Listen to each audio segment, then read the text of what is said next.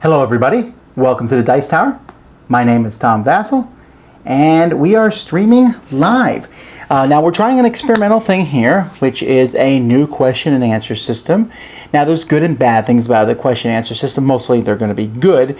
The bad things is I may not see when something goes wrong. You know, maybe the microphones go out, I change the batteries, or something that changes. So hopefully that I will notice that, and you can still use the YouTube chat system. However, any questions you ask in YouTube are likely not going to get answered. In the links to the video, in the description of the video, there's a link to a new question and answer where you can ask questions and you can upvote other people's questions. And I'm going to answer these questions from the top ones down. However, I will not still answer every question. Again, I get to choose which questions I will answer. And so just because a question has a lot of votes doesn't mean necessarily that I'm going to answer it. Maybe I've answered it before or whatever. But at least this gives me a bit more focus and hopefully will allow me to stream a little, have a better stream of consciousness as we go down these. And I can also mark the questions as I answer them. So if you're just tuning in, make sure you hit that link in the description and go to the question and answer thing there, and you will be able to vote on things. So here we go. The best dice in my collection.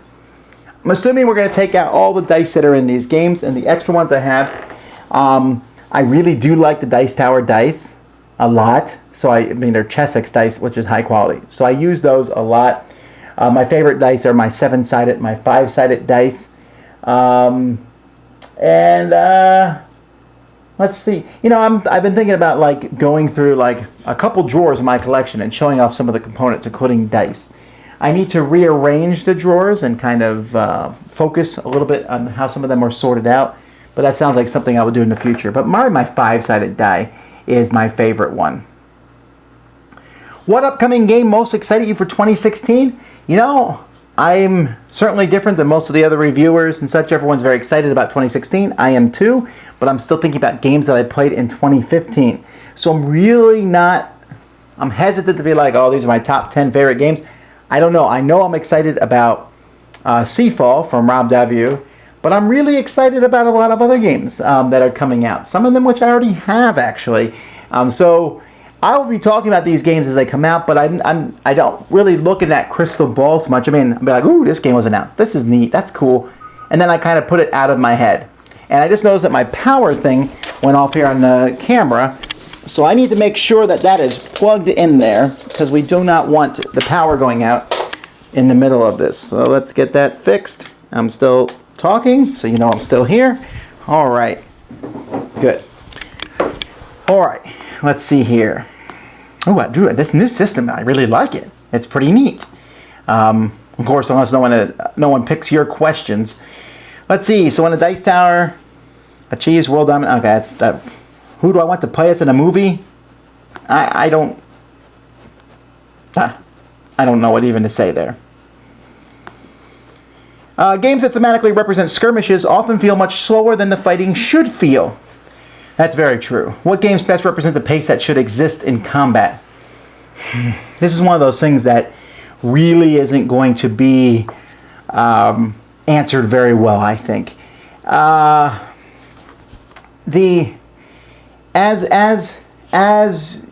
Let's take fighting airplanes, for example. Even some of the fast ones like X-Wing are still kind of slow. Move, move, move.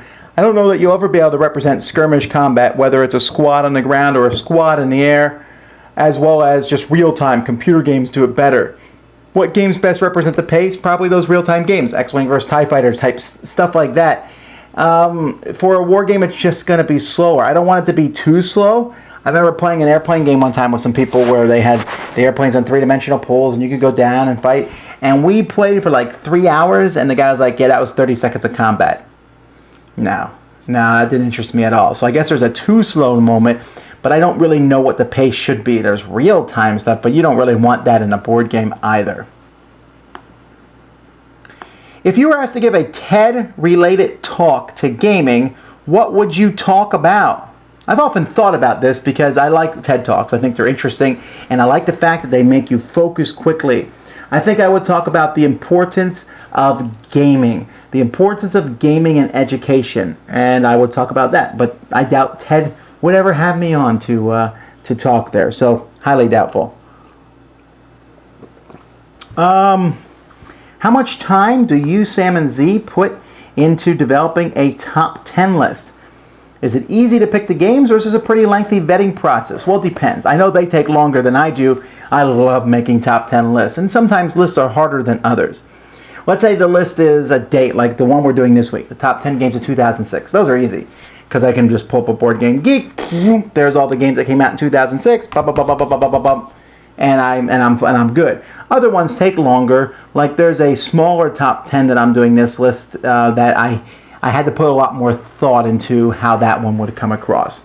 The actual reviewing and editing the process takes longer, but I think we all put in different amounts of time. What's missing, or what would you like to see from a superhero-themed game? Well, there's no superhero-themed dungeon crawl per se yet that I think does it well. Although that's hard because a lot of superheroes do three-dimensional stuff. I also would like to see the ability to create your own superhero done in a good way. I haven't seen that done yet. I like the idea of maybe taking different powers and creating your hero before the game and then fighting with them, but I don't know, maybe that's RPG territory. Will my Kickstarter's King of Tokyo Monster be exclusive or be available for normal purchase later? I do not know. I never demand exclusivity for any of the promos for any of our games. I ask companies for limited exclusivity, which means we haven't met first, but it might be found in other ways. I'm sure if we have any extras of them, we'll do something with that, but that's something to find out when time goes by. Do you have any guilty pleasure games in your collections? We've talked about this in the past. I'm still not convinced that that makes sense. If I really like a game, it's in my collection. I don't really care what other people like. There's not a guilty pleasure. I'm showing everyone that I have these games. I know what people mean by that. Games that only I seem to like. We've done a top 10 list on that in the past, and I have some games that I have a hard time getting other people to play, I suppose. But I don't know if I can pick one off the top of my head. What are the top couple of games that give you a good feel for a person's style of play, character, personality, especially in light of gaming with strangers at a convention? That's a good question. I just realized that none of my food questions are ever going to make it to the top because people will never vote those up. Oh well, life goes on. Cosmic Encounter always lets me feel people out. I can almost always tell when I play Cosmic Encounter how someone games. If they get into it, it's fine. If they're more laid back, which doesn't mean they're a bad gamer, but I can kind of tell how they're going to play. If they lie and backstab me, I know how they're going to play in other games. If they're cooperative and want to win, I don't know. I know I use Cosmic Encounter as the answer for a lot of things, but I think that would be one of them there. Once again, for those people who are coming onto YouTube and watching right now, I am not answering any questions in the YouTube comments. None. In fact, if you're on the YouTube comments, maybe every once in a while someone could say that, you need to click the link to the side and go to the questions, and there's a link that will allow us to better handle questions. There's 91 questions. I don't know that I'm ever going to get through them all, but your question might get upvoted. What are your thoughts on a game cafe versus a traditional friendly local game store? Well, honestly, they're two very different things. I think both are useful. If a game cafe sells games, well, then they kind of beat out the game store. Cafes are amazing. I love them. They provide a place to play. I don't know that I've ever been to a bad one. I haven't been to a ton of them. I really liked the one we went to in Columbus, Ohio. I liked the one out in Los Angeles. I like the ones in Korea that I've gone to. Board gaming cafes, I'm going to go be on the Snakes and Lattes this year, so I'm really excited to see that and test that place out. But I'm just looking very much forward to seeing more of those pop up in cities. I think this is a future thing. This could change with the culture, of course, too. Game cafes do work better in some areas of the city. They tend to work better in college areas where there's a lot of young people, a lot of places for people to go to easily. There's just some places where it would not work. What is your favorite Dice Tower video? Well, my favorite Dice Tower video is probably my apology for Vasco da Gama. That was just so much fun to make. Also, how to play games with children, and we're actually going to remake that one at some point. I've been threatening for that for a while, but I need to work with my kids to remake that because, first of all, I think it's important, and secondly, the kids really like when we do stuff like that. Those are probably my two favorite. In terms of top 10s, a lot of our live videos are also some of my favorites too. Let's see. Can we have a guest appearances in the top 10s to give a bit of variety? We've thought about that, and we will have guest appearances occasionally, but then does someone get knocked out? Or do you mean 4 people? Because 4 people with 10 games is long. It really is. And so, and also there have to be people who are around us all the time and can come in. Now, maybe we can get some people as they come to visit us over the course of the year to do a guest top 10. That might be interesting. But I'm not promising anything there. But that's an interesting idea. What's your favorite game timer? Sand timer, app, electronic, etc.? Well, app, electronic are the same, right? I prefer those over sand timers. Sand timers are cool, but sometimes people forget to look at them. I'd much rather there be some kind of beep to let you know when the time runs out. Sand timers are neat. I love watching the sand run. But almost every game I play with a sand timer, at some point people are so caught up in the game that everyone forgets to look at the sand timer. All right, if there was a fire in your game room, what games or personal items would you take with you? Assuming, of course, your family was already safe and you had a moment of time to safely grab anything you could carry.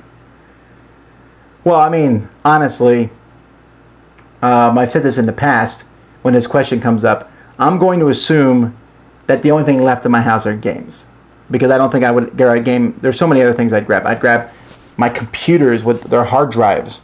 Although most of my pictures are in the cloud now, so that wouldn't be as big of a deal, but I still might grab those if I had time.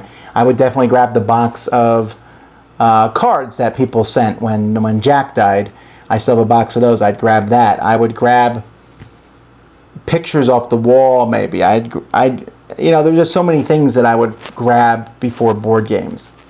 And if I, for some reason, had time, it's hard to even answer this question because I couldn't imagine risking my life, even this tiniest bit, for a board game, or even thinking about board games at that moment. I know what you're trying to say, but if I had all the time in the world and I could carefully pick which games to grab, then I would just start taking them ranked in my favorite games onwards. So, that's that. Let me check here. I think I might have just got a message. I want to make sure. No. Okay, I apologize about that. But I know it's not the kind of answer that you want for that question, but that's the kind of answer we're going to get. What are your thoughts on laminating versus sleeving or other means of protecting games? Specifically looking at ways to better protect components when I take them to groups. I don't know that I would ever laminate. Lamination's hard. Well, no, okay, there's some things I would laminate. I like laminating player aids, especially when I print them off the internet. If someone makes a player aid, I almost always laminate them. It's just great to have those laminated. Laminating anything else is hard because you're going to have to cut them down to the right size. Sleeving is fine. I don't sleeve a whole lot. I wouldn't worry so much about your components when you take them to groups, unless the game gets played a lot. Like I have Lost Cities, and my wife and I have played that 100 times, and it's all beat up, and it's not that big of a deal. Other people disagree with me there on that for sure, so you're probably better off asking them. Is there a good board game for 8+ people that is not a party game? I don't know if you mean like a strategic game, because any game with 8+ people is going to be some sort of party game. Like, for example, Cash and Guns, or what's that game I have?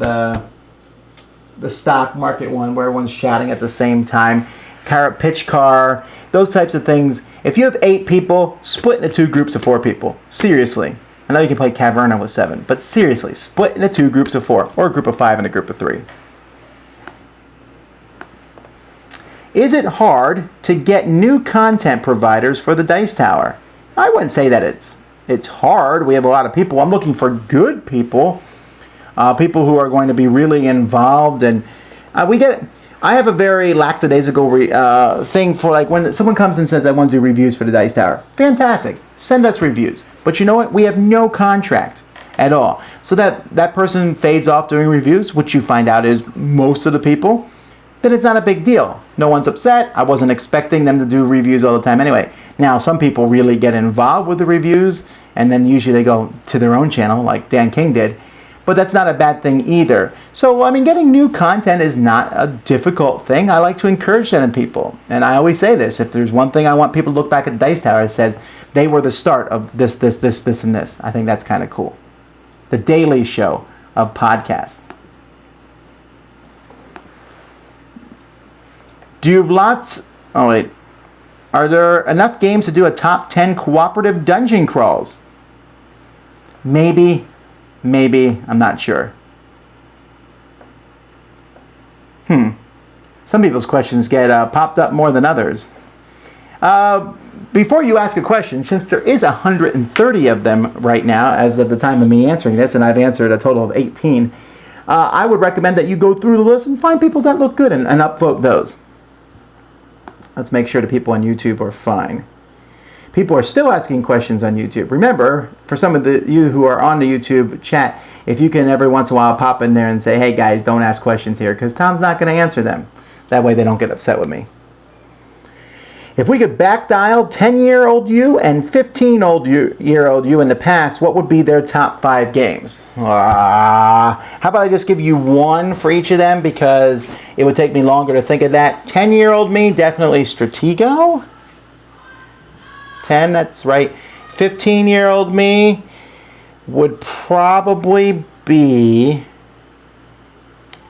I did like Scotland Yard a lot, but I also enjoyed Cosmic Encounter. It might be Cosmic Encounter, actually, at 15 years old. That's pretty close to when I was playing Cosmic Encounter. Isn't that weird? Kind of faded away then, but yeah, those would be the top games. Top 5 would take me longer to put together.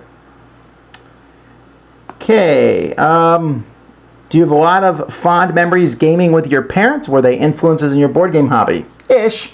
I don't think they ever expected me to be like a board gamer, but they promoted board gaming, and yes. Wouldn't that be an awkward question to ask if I didn't have a lot of fun gaming memories with my parents? But I do. My parents are wonderful, and we basically played a lot of party games and Uno, Balderdash, Monopoly. We didn't play very often. We mostly played party games a lot. Let's see here. Remember, I'm not going to answer every question, and I apologize for that. So some of these questions are questions that I might answer later on, or I can't give out the information on all of them. So not everything is going to be answered. And I apologize for that, but I will try to answer a lot. If either Sam or Z wound up with movie-style amnesia, what would you not tell them about? Like, that a movie doesn't exist? I wouldn't not tell them anything. What would you have the most fun reintroducing them to? Star Wars, I guess. And then I would sit there and video Sam's reaction. If he was like, it's okay. And I'd be like, I knew it! I don't know. There's no big deal on that. That's kind of a weird question. Any more news on the Dice Tower cruise? I thought we were supposed to get an email last week. The emails are supposed to go out today. Cool Stuff keeps delaying on me a little bit here, but I'm hoping that today is the day. They told me they were going out today. Email me if you don't get them this week. Then email me. But I will do everything in my power that you will make sure that you have those emails. If you have already emailed me that you want to be on a Dice Tower cruise, and if you haven't, it's too late for now. Let me email those people first, and then we're going to open it up to the public, but those people have first shot. We've had a lot of people, some people have emailed me since July, but it's coming. The Dice Tower cruise is set. The email is being sent out today. Today, hopefully. Please go out today.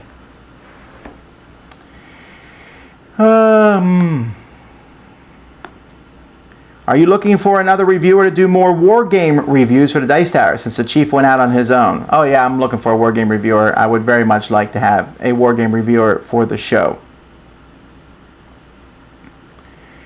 In order to get the best viticulture experience, is it best to get Viticulture 2.0 in Tuscany of expansion, or do you think Viticulture's Essentials Edition is good enough?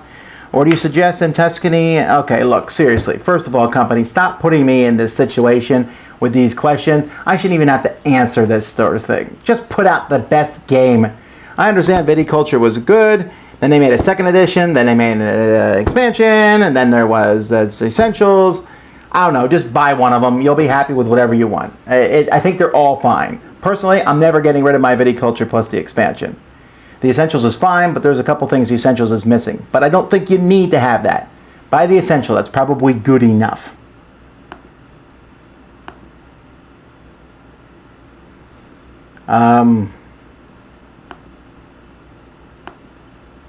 Tom, do you or anyone in your game group ever curse? I'm not speaking for anyone else. I try not to. So there's that. Let's see here.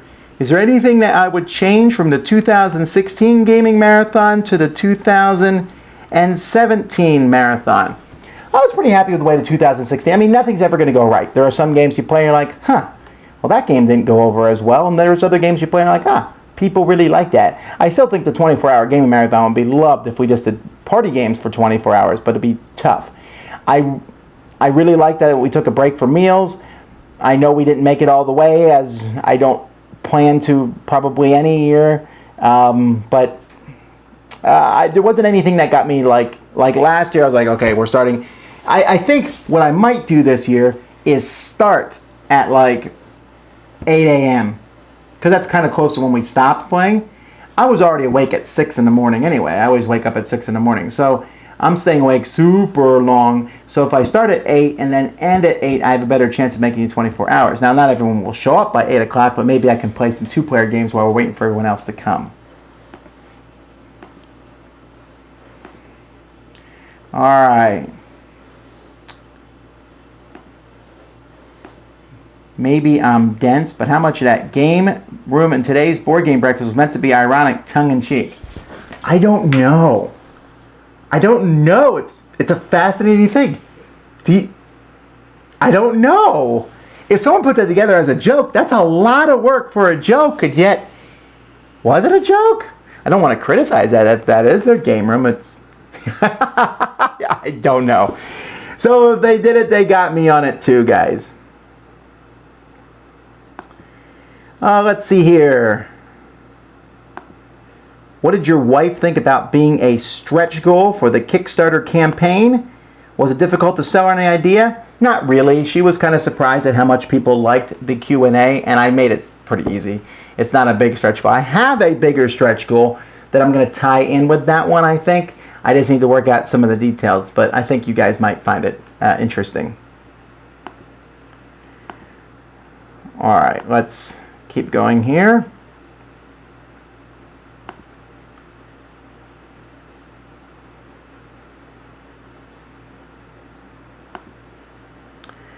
The Dice Tower Kickstarter is now at a 6% backer increase over last year and a 165 backer increase since 2013. How do you feel about the extended reach that the Dice Tower has developed in the last 12 years? Well, it's a little bit sobering in one aspect because you're like, wow, we better really be careful what we say and do. But at the same time, it's exciting. And I'm glad that people are growing, and we lose listeners and viewers all the time. People don't stop watching the show for whatever reason, and just fading out of things. So it's good to see it increasing because that means we're getting those people back and a few more. Now, last week, I did a pile of negative reviews, and I know that every time I do a negative review, the fans of that game are going to really get on my case. Case in point, Ninja All-Stars. As soon as I played it and we didn't like it, and I was like, all right, got to play this again because seriously, let's keep going till we get this right, because I still, that first moment when you find out there was a bunch of people, when some people showed up at a convention to watch us do our show. So big numbers are cool, and I love numbers. I love watching numbers grow. But that is not the end-all, be-all of gaming. Let's see here.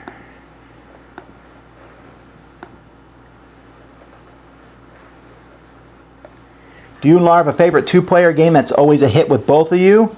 All the Ticket to Rides are always a hit for both of us.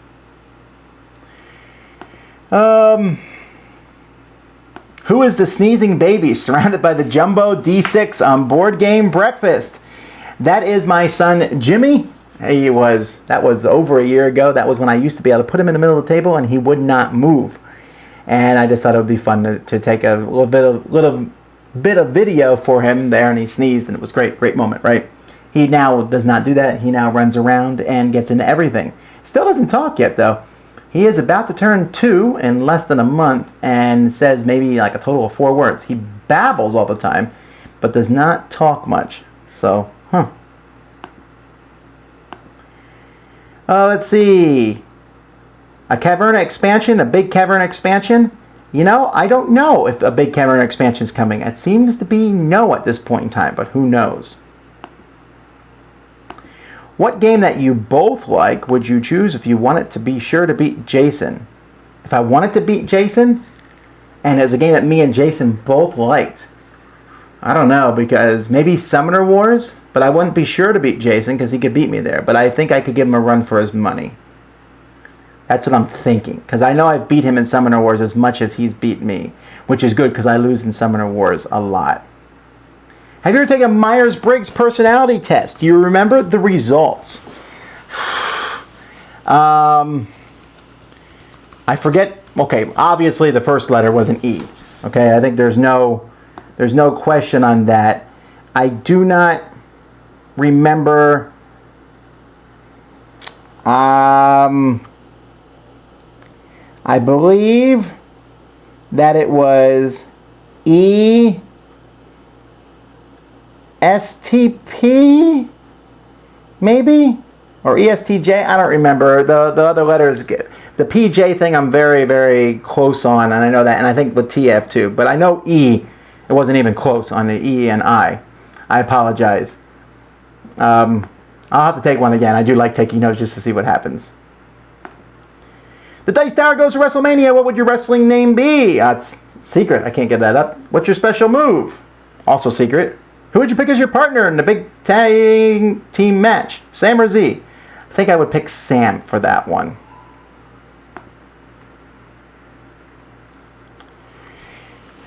What are you hoping for if you move the Dice Tower out of your home? Well, I'm hoping that I can still do work from home a lot of the time because I like being here.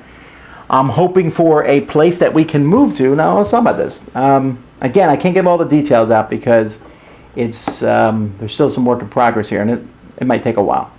But I want a place that people might be able to stop by. Like, hey, this is Dice Tower. Just you're ever in the area, let us know. We might not be there, so give us a ring before you get there. But we want 2 rooms. See, right now we're in this one room, and I don't want to review in the same room that we are working on. So I want an office.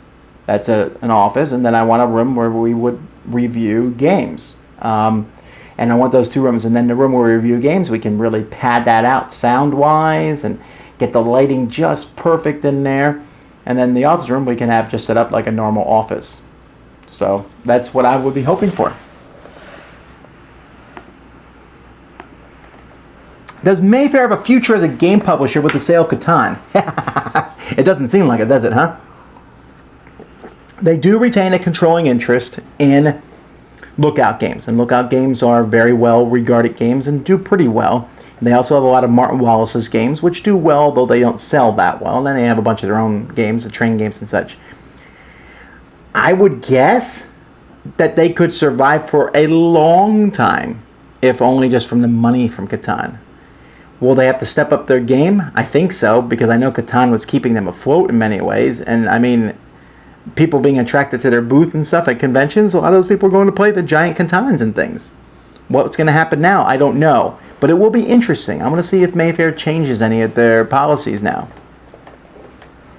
Where did I find a 5-sided die and a 7-sided die? I found those at conventions. There's different places at conventions that sell different sided dice. I want to say Game Science is where I got them both. They're not cheap, the dice. 7-sided dice are cheaper than the 5-sided dice because the 5-sided dice are supposedly roll perfectly. The 7-sided dice, they don't roll perfectly, but they roll good enough for me. If you want to know why they roll perfectly and you ever run a Lou Zaki at a convention, ask him and he will, in great length and great detail, explain to you why his dice are the best. Tell me afterwards after you've done that. Can we expect to see any of the planned Dice Tower Essentials games released in 2016? If so, which ones? Well, we're not announcing Dice Tower Essentials stuff till it is happening. Onitama is at the printers right now. That will be hitting America in the next couple months, probably.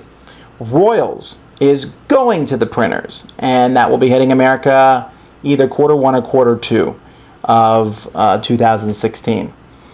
There are 1, 2, 3 other games in development right now, maybe 4. 3 or 4 other games. 3 other games in development, 4 if you include an expansion, right now. Then all those have a good chance of showing up in 2016. But I'm not announcing those or talking about those. Well, we've already announced one, I guess, was the Starborn, a 2-player mech fighting game. We'll get more details about that once it has a proper name. There was a name contest on Board Game Geek, which I know that the Arcane Wonder guys are judging right now. So, woo! A food question. Top 10 types of cake frosting. There isn't that many. I actually like lemon. I really, really like lemon frosting as number 1. Is there even 10? So I'm going to go toppings on cake. Okay, so lemon frosting is my favorite. Then dark. Actually, I'm going to go with white vanilla because I like that on chocolate cake. Chocolate cake with white vanilla icing is probably my favorite. French vanilla, we'll go with French vanilla for number 2. Then we'll go with fudge for number 3. 4, I love the stuff that they put on top of coffee cakes, the ground sugar. 5, we'll take there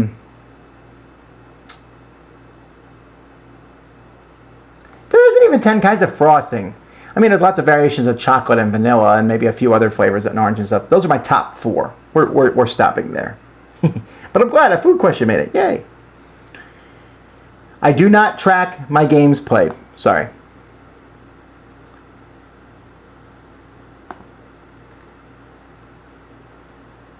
I'm never going to catch up. I've answered 41 questions and there's 156. Why does Jason struggle to win Blood Rage? Because it is a game in which you can attack other people and there's not perfect information and other people can control his ways of winning. So he has time to do that. How often it's harder for him to completely control his destiny. If Jason does not control his destiny in a game, he will lose more. While if he can control his destiny, then he'll probably destroy us all.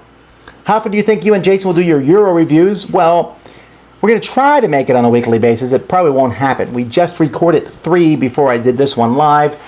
Where we're going to be posting 2 of those this week and then the other one the week after that. We're going to be starting to do older games. So we're going to be going through, there's a lot of old classic Euro games that we will be taking a look at. This week, the 2 reviews from us will be Ra and the Grand Austria Hotel. Next week, we'll be taking a look at the original Age of Steam. And then after that, we're just going to have to wait and see. You'll see some new games. You'll see some old games. There's the library and depth of the older games that we can go into is huge. Hundreds of those. And so that we got unlimited material really to go through.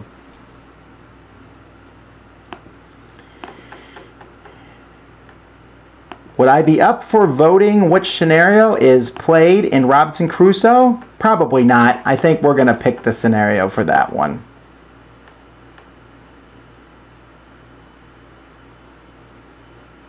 You mentioned a special Kickstarter version of a game you received during your last Q&A on the podcast and said you don't want to see the retail version of that game when you saw the special one. What game was it? I apologize. I do not remember. So, I don't know. A lot of people are asking questions like, what's your favorite type of this game and that? We save those for our top 10 lists and such. Jason is a collector, insanely so, I agree. So it is expected that he might have extra copies of the same game. Do you ever, perhaps for component sake or other reasons, buy or thrift multiple copies of a game? I do not do that. I might buy multiple copies if you can mix them together. Like if Hasbro had made the new Magic the Gathering board game and put common units in it, I would have easily got 2 copies of that game so I could mix them together. For some reason, they made them unique. Did the same thing with HeroScape. I don't understand. Learn from your mistakes. But normally, no. It's not that big of a deal. 1 copy is good enough for me.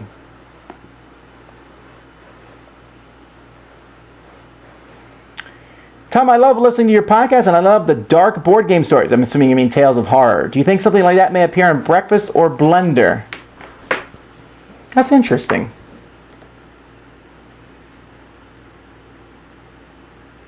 I'd have to find someone who would read those. But, you know, I don't know that there's something about reading on an audio podcast, something about in a video. I mean, if we dramatize it, that'd be funny, but that would be a lot of work to dramatize it. That's something to think about in the future, perhaps. Do you think XCOM could be expanded upon? I think you can expand almost any game. I don't know that I was looking for an expansion for it or not. What are your top 10 vegetables? Oh, I've answered that one in a previous one. I know I have. But, to humor, potato, number 1, by a mile. Number 2 is broccoli. Potato and broccoli, amazing. These are always changing, so 3 is mushroom, maybe? Or 4 cauliflower, those could be mixed. 5 is asparagus, but only fresh. 6, corn on the cob is what pushes it up there. Regular corn's fine, but corn on the cob, amazing. 7, onions, you can use them in everything. 8, peppers, you can use them in everything. 9, green onions, you can use them in everything. And 10,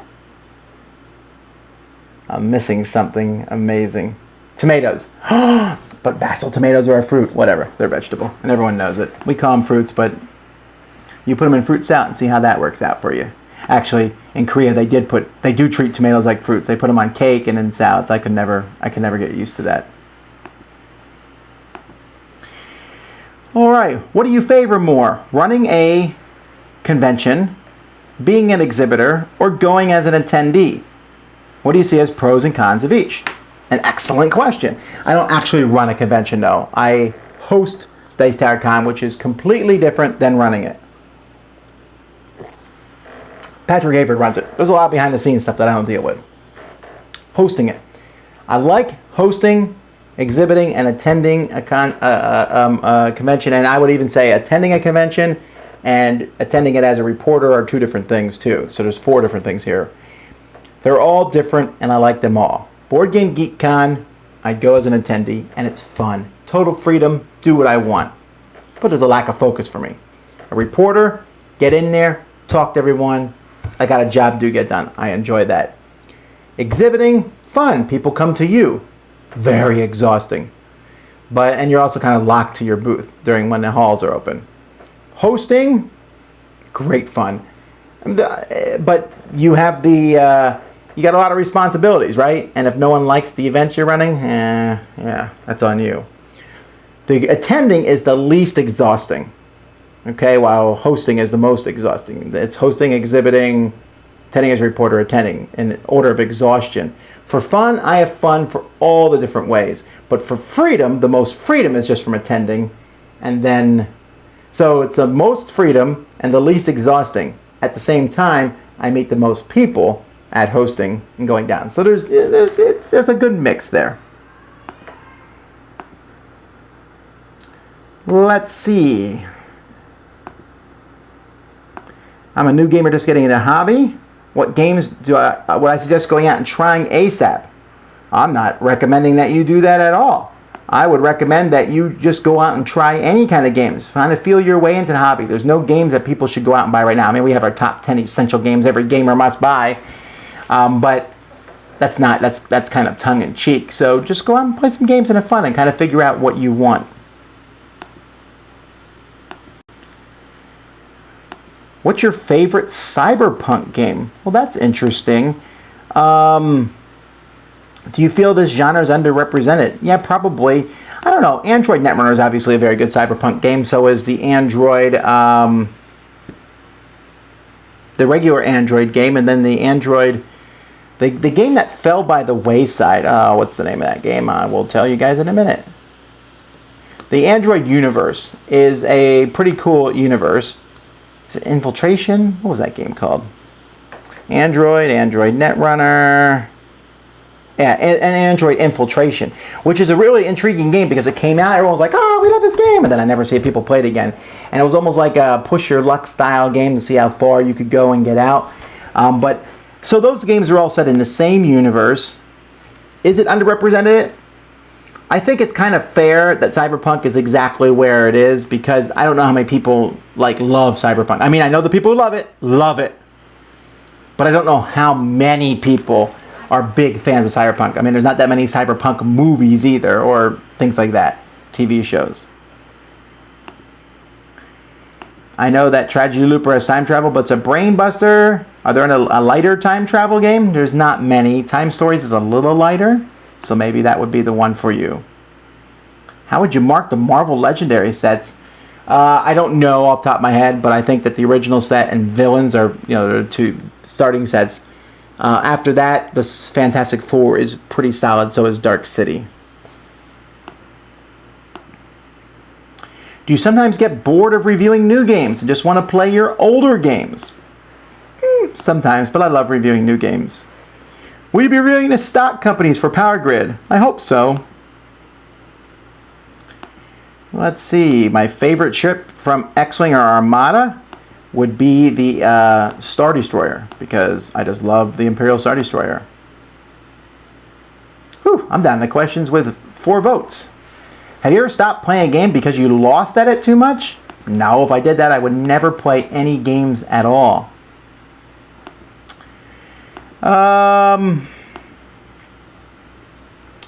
A good convention for somebody new to the hobby. That's a good question. If you're new to the hobby, what convention should you go to?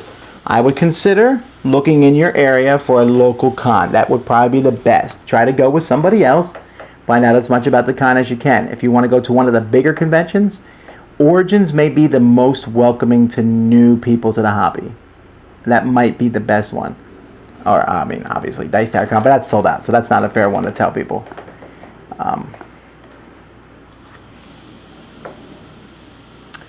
I really enjoy the battle resolution mechanisms in Blood Rage and Cosmic Encounter, while I find dice-based ones in other games to be no fun. Why are there so many games that use a dice one? Well, I can tell you why there's so many games that use a dice one, because people like that. It's fun to roll dice and see who wins, and have odds and things like that. It just is. There's something about chucking dice that a lot of people find enjoyable. Are there other games that use card play and battles? Well, definitely. There's a lot of heavier war games that actually use those card play and battles. I believe Washington's War does. There are games that you could, like Lord of the Rings Confrontation just uses card play, so maybe that's one that you would be interested in.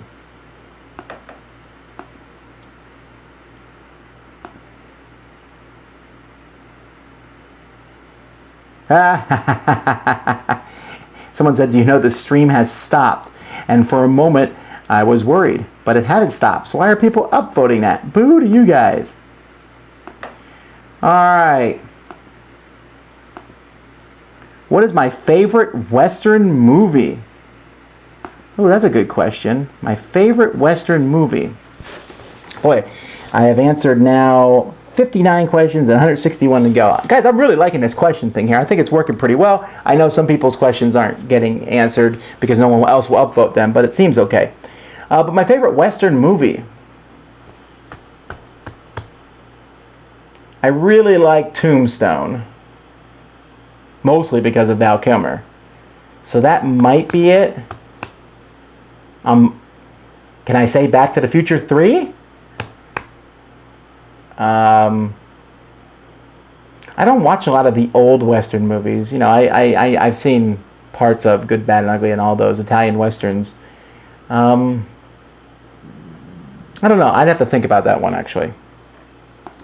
There aren't any reviews present for Elfin Roads. Hey! Well, actually, me and Jason were talking about that being one of the ones that we're going to do for our the series that we're doing. So I think I'm taking Elfin Roads with me tomorrow night, but we have a couple of other super hot games that we want to play first. But that one's on the list to be played for soon. What process do you go through your annual top 100 list? How do you pick the games and rank them? Well, I've said this before, but no harm in saying it again. I put all the cards that I think could possibly make it on little note cards. I don't put any numbers on them. I mix them all up. I pull one randomly. So let's say I pull Colosseum out. I put Colosseum on the table. I then take the entire stack and I say, is this better than Colosseum or worse than Colosseum? Okay. Push the bottom stack down. Push Colosseum. I take the top that was better than Coliseum, pull one of those out. Okay, look, this one is whatever game it is. Then I put that down. Is it better than that or worse than that? And I keep going till that top pile has 20 cards or less. When that has 20 cards or less, I'm like, all right, this is easy enough. I can rank these from 1 to 20. Boom. Put those on top of the card that they were all higher than. Take the next stack, do that. Go all the way back down until I get to Coliseum. Then I take the lower stack, and then I sort those out and do that. It's very effective, actually. And, I mean, there are times you look at two games and like, I don't know. And you'll sometimes fall into like, yeah, this one's better than this one. And then later on you'll find one and go, well, this is better than this, but I think I like that one worse than that. And you'll come into some rock, paper, scissors thing in your head. But that's how I do it. Do you still have games from 2014 to review? Probably. I don't know. How many 2015 games would you estimate are still needing to be reviewed? Hundreds. I still have 2015 games we haven't gotten yet. So there's always going to be a mix of games. And people ask me all the time, how do you decide which ones? We keep a listing of all the games that we have. But I don't go by that listing when it's time to review. Sometimes I'll pull that listing up and go, whoa, this game is super far back in the queue. Why have we not reviewed this yet? We need to either review it or we need to cut it loose, which happens. Not every game gets reviewed. We simply don't have the time to review them all. But when it comes to reviewing games, I'll go down and look at all the games and go, I want to play that one. And so that's the number one thing that will get your game reviewed faster is me wanting to play it. Or Sam or Z wanting to play it. That's not fair, but that's just the way it is. And I think that that's a good ratio because we're putting out games that other people are also interested in doing. But there's a lot of games that we need to play. What's your top 10 popular movies that I don't like? All right, so for that, we'll go to the IMDb. All right, and we'll go down through this list, and I'm going to pick movies from here that I don't like. Okay, Pulp Fiction. I don't like Pulp Fiction. I'm not a huge Tarantino fan. I like Kill Bill, I guess, but I'm just not a big fan of the violence and stuff. That I don't like. So I'm going down through this list. Let's see. Some of these movies I haven't seen, so I'm just giving them 7. I highly dislike 7. It is a depressing movie, and I like my movies to have a positive thing. Silence of the Lambs right behind that. Same reason. My wife and I just saw Interstellar. That's pretty high up there. That's a weepy movie, huh? Psycho. I'm not a fan of horror movies. How many am I supposed to pick here? According to this thing, was it top 5? Oh, top 10? I'll do a few more.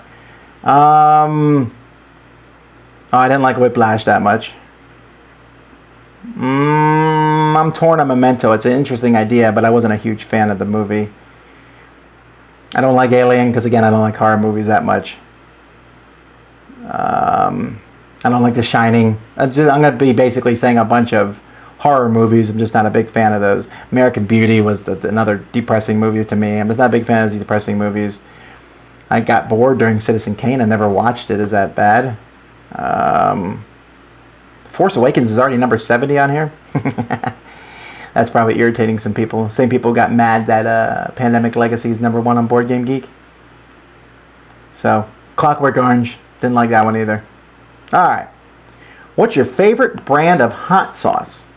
I like Irish whiskey, but I just got some hot sauces that were made. Johnny Hetherington, I think his name is. Some musician, I don't know his name. Did a Kickstarter. I've been doing Kickstarter hot sauces. And they're really delicious. I've really been enjoying those. But from the brand names, Irish Whiskey, Scorned Woman. I like that one a lot too. Queen of Farts. That's a good one. I'm so juvenile. Why does Sam always seem unhappy when playing games? I'm going to go by the fact that you're just seeing it through the video thing because he really enjoys playing games. Otherwise, he would not. All right. You have Risk Legacy on your shelf. Is it unpacked? Well, yes. There is actually no games on my shelf that I don't think that I haven't played. If they're behind me, I have played them. Don't you think Suzanne did an excellent job today? She did an excellent job today. Well, people are enjoying this new system. I'm glad for that.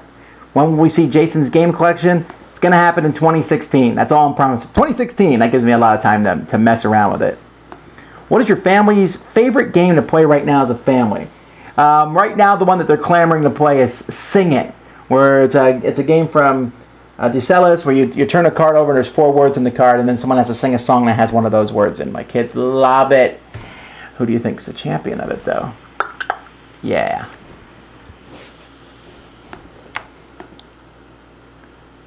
Do you think the Dice Tower will lose something if we leave our home to produce video content? Well, probably. You can't have everything. And you'll lose Jimmy popping in my videos. You'll lose weird things happening that sometimes happen. I don't know. I'll still record some video at home, I'm sure. So you'll see some stuff. But for the most part, yeah, we'll lose a little bit of that charm, I suppose. But I'll try to keep that charm in there. We'll try to keep that into our videos. But it will also lose some of the yelling in the background you hear from the kids occasionally. Have you considered doing your 24-hour gaming marathon as an Extra Life event? I don't see why we should when so many other people do. Extra Life is a wonderful charity, and I hope that people support it. But I put my personal support usually goes behind the Jack Bassel Memorial Fund for obvious reasons.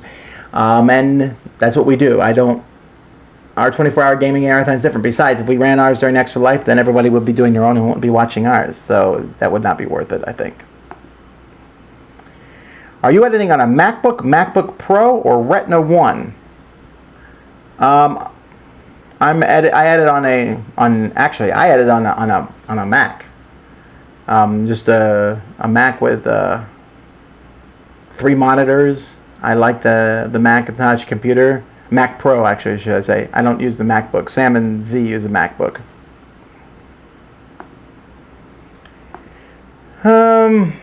Do you think it might be a good idea to make a monthly video for games that you've tried that month, and if any of them have replaced some other older games for you? That's why we do Week in Review. It comes out every Monday, so we put ours up today. It's not a month, but it's a week, so I feel that's pretty good. Woo! I'm down to questions that have 3 votes. No, wait! I've refreshed it and there's more! What game have you had the most difficulty teaching? Oh, there's a lot of games that are difficult to teach. Some games like, all right, here we go. Democker's hard to teach. One game that always makes me think the hardest game to teach for how simple it is a game called Mamma Mia, which is a game I'd love to see back in print, actually. Mamma Mia is this game about putting cards in a deck and pizza and so on, and every time I'm like, all right, forget it. Watch. And then I demonstrate the game for 5 minutes. Then I say, and this is how the game scores. And everyone goes, oh. But try to verbally explain it. It's really difficult. You previously mentioned wanting to add more of a female presence to the Dice Tower. What kind of reviewers or point of views are you looking for? When it comes to adding female presence, of course, I'm very excited and interested in doing that. But for views and points of views and what am I looking for? Same as anyone else. I'm looking for someone who's excited and enthusiastic and has a niche or something that they're looking for. I'm looking for people who are passionate, whether they're happy about a game or they hate the game, it doesn't matter. Just for people who are really into gaming.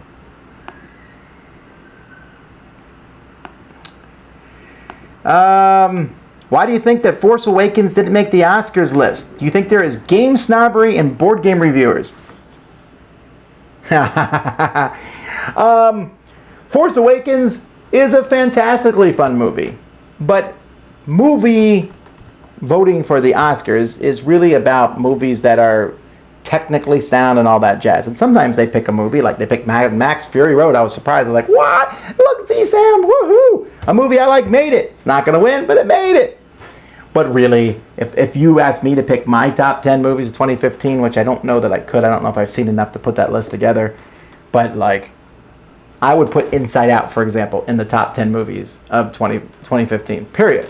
I don't care if it's animated. It's an amazing movie. It's absolutely fantastic. I would put Ant-Man. They're never going to put that in the Oscars. So, whatever. I mean, I find the Oscars interesting and everything. I like to see what they pick, but it doesn't really have any bearing on what my favorite 10 movies are. So, do you think there's game snobbery in board game reviewers? I don't think there is, actually. I mean, we pick our favorite games too, but we're not picking, like, obscure games no one knows about. Like, For example, Pandemic Legacy, super popular game, everyone's talking about it, playing it. It's probably going to get nominated in Dice Tower Awards. I don't know if it will win, but it will probably get nominated. When you look at our top 10 games of the year for the Dice Tower Awards, they're going to be games that you have likely heard of and probably played. And if there's a game you think, I don't think we're at that snobbery level now. We can get there, and I fight it by making sure that our pool of people voting is big enough. Because if it's big enough and we include people who love all different sorts of games, hopefully we can avoid this gaming snobbery. It's something that we all have to work on, of course. My favorite race in Terra Mystica is the race to close the box on the game. I know Monopoly's not thought of very highly, but will you or Dice Tower be taking a look at Monopoly Cthulhu? No, I don't think so. Man, if we started reviewing every Monopoly thing, we wouldn't have time to review anything else. I don't know if maybe there's something different about Monopoly Cthulhu. I reviewed Monopoly, the Star Wars one, but that's because I just wanted to review a whole bunch of the Star Wars games that came out. Maybe I would, but I don't think so.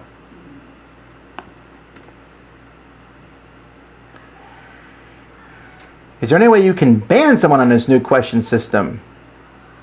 For example, the person who's spamming these questions with his Catan question. Well, what's cool is his Catan question has obviously not made it to the top. I'm only looking at the top voted things. So anyone who might be spamming the bottom, their stuff's never going to rise to the top. So I don't think I need to worry about banning anyone. I guess it's annoying if you're looking at it, but maybe there's a way to ban people. I don't know. Here, I'll click on your name and see. No, but it does tell me your email address. Whatever. Do any of your daughters speak Korean? No. Melody spoke quite a bit of Korean, and all of them spoke a decent amount of Korean when they were going to school there, but that was easily lost and gone now that they've come back. We've all lived in America now for 6 years.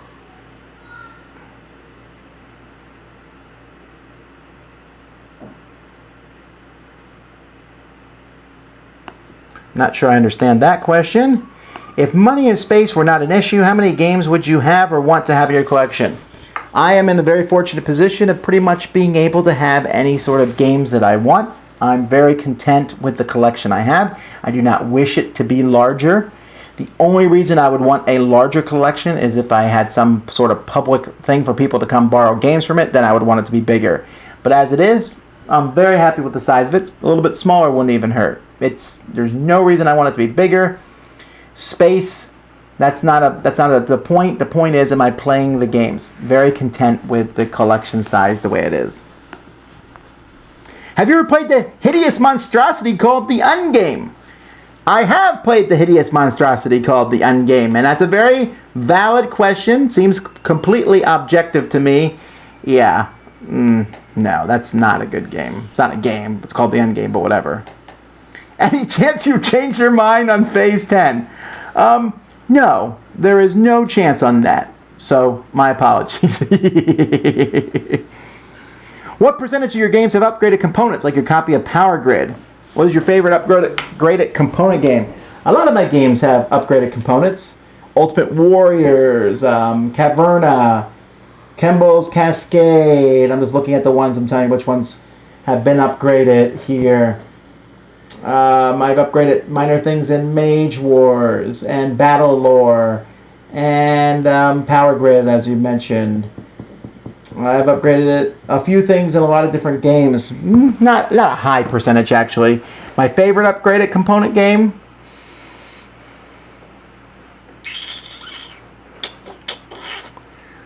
Maybe Power Grid. I don't know. That's interesting.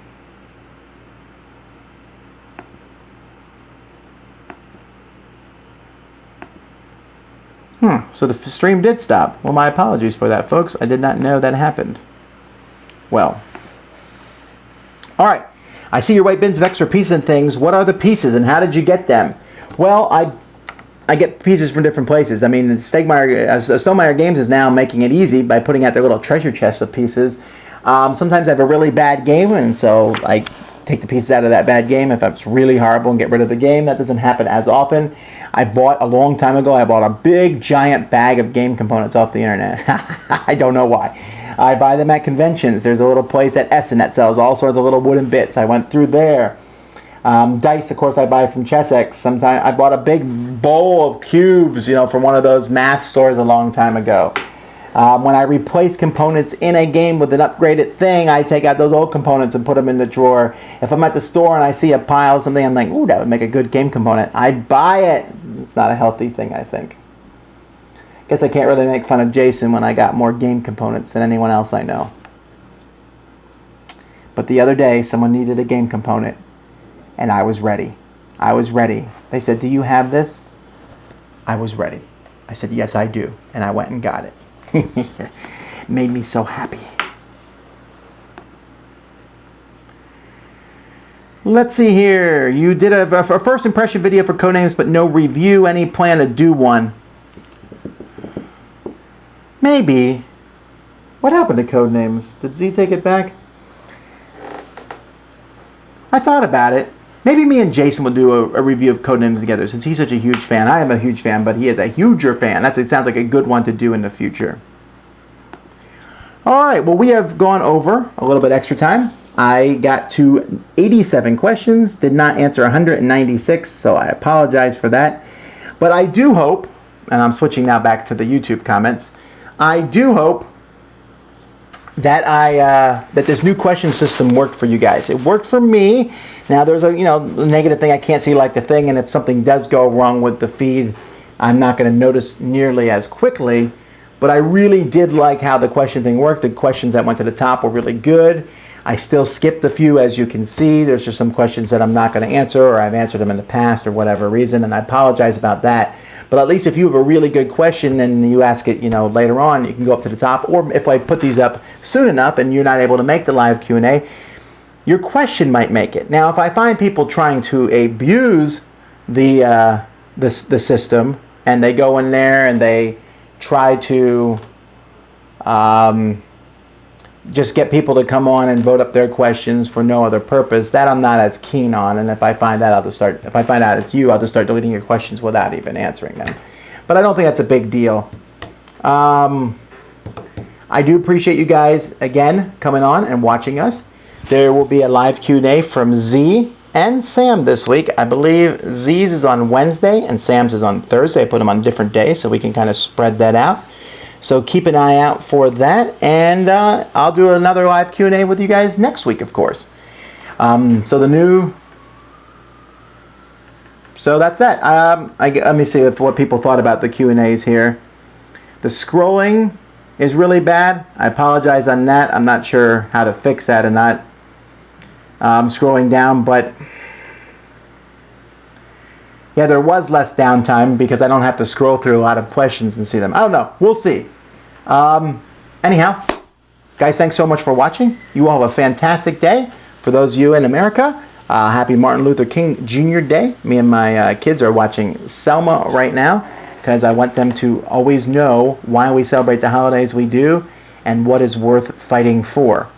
Thank you guys so much for coming on board. Until next time, I'm Tom Vasel, and you've been watching The Dice Tower. Thanks for watching.